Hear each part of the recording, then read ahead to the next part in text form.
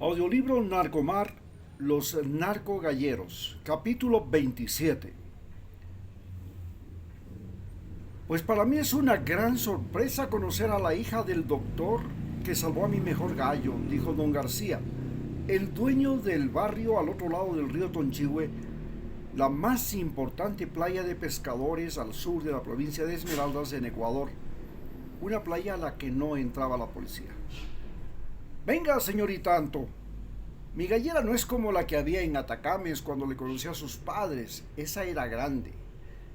Pero aquí es donde ahora hago pelea de gallos desde que no puedo salir. La gallera era un polígono de varias tablas en pisos y al centro un círculo donde pelean los gallos. Aquí es donde hacemos peleas de gallos porque el gobierno de Correa las declaró ilegales.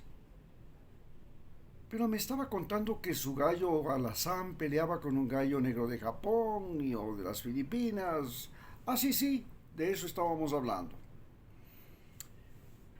Ese tipo, el dueño del gallo negro, ese gallo de Filipinas, era un narco del clan de los Reyes Magos.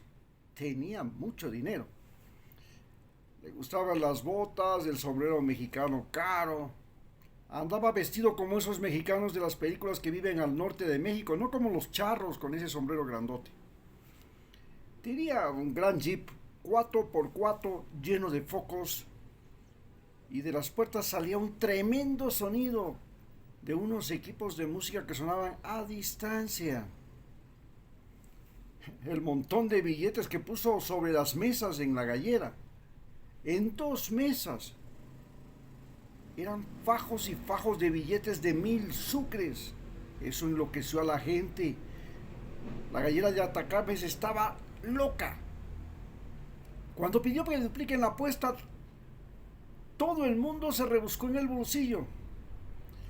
Los que vivían cerca fueron a quitarle a su mujer hasta la plata del almuerzo, del desayuno. Eso fue un alboroto.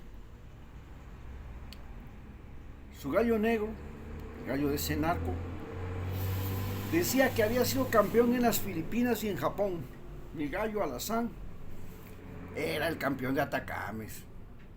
En verdad que usted no se imagina la locura que produjo esa gente cuando vio las maletas llenas de fajos de billetes. Es que la gallera de Atacames estaba siempre llena cuando ese capo venía. Aquel hombre trabajaba como el capo principal de unos hermanos Reyes Cueva. Uno de ellos tenía un labio leporino y compró la hacienda más grande de la Unión de Atacames. Su hermano Jorge, en cambio, compró la hacienda más grande de Esmeraldas, la hacienda del Timbre, que estaba a la entrada de Esmeraldas, la que fue una vez de la United Fruit de 1968 y desde antes, desde 1958, cuando la compañía ya en 1968 se marchó. El Timbre era una hacienda de miles de hectáreas. El cartel de los Reyes Magos prácticamente se convirtió en el dueño de la provincia. Bueno, a este capo le gustaba apostar contra todo el pueblo. ¿Y para qué?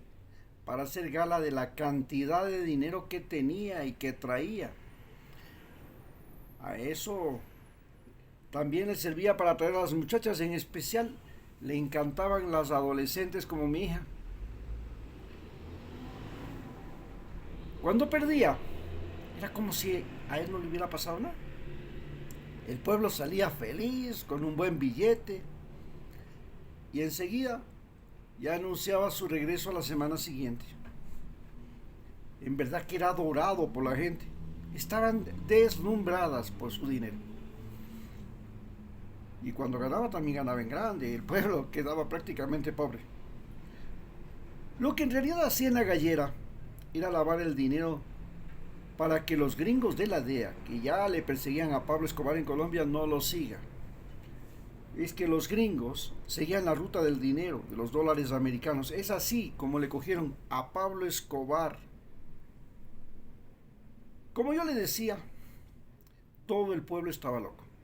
Bueno, y yo, en mi locura, adivine lo que hice. Aposté a mi hija de 15 años que era la que cuidaba a los gallos. Y yo no solo les cuidaba, los amaba. En la pelea mi gallo cayó primero. Pero fue una herida en el buche y aunque no se paraba, no puso el pico en el suelo. Eso quiere decir que todavía no estaba perdida la pelea. Cuando vi que mi gallo no se paraba porque el otro gallo le clavó la espuela en el pulmón, sentí pánico, oiga. Es que había apostado a mi hija, ¿se da cuenta? Me imaginé que ella sería una esclava sometida a toda clase de violencia y maldad en manos de ese narcotraficante. Eso es lo que decían que pasaba con las otras jovencivas que el capo compraba. Entonces, entre la multitud, le vi al doctor Max, a su papá. Él ya era conocido en el pueblo. Oiga, corrí con mi gallo entre la gente para que lo salve. Su papá, el doctor, lo tomó, lo vio, le sopló el pico, luego le sopló trago y vea, el gallo revivió. Mientras tanto, en el ruedo, el gallo negro del capo se tambaleó y cayó también. Grité de la felicidad. Les mostré a todos que mi gallo se paraba junto al gallo negro que allá en el ruedo. Y el gallo negro no podía hacerlo. Pero al igual que el mío, el gallo negro tampoco puso el pico en el suelo. El narco también tomó su gallo negro y le pidió a su papá que lo reviva.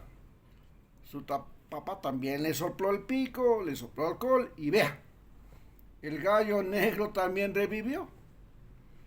Les pusimos a los dos gallos en el ruedo nuevamente, pero ninguno quería pelear. Finalmente, el juez declaró un empate.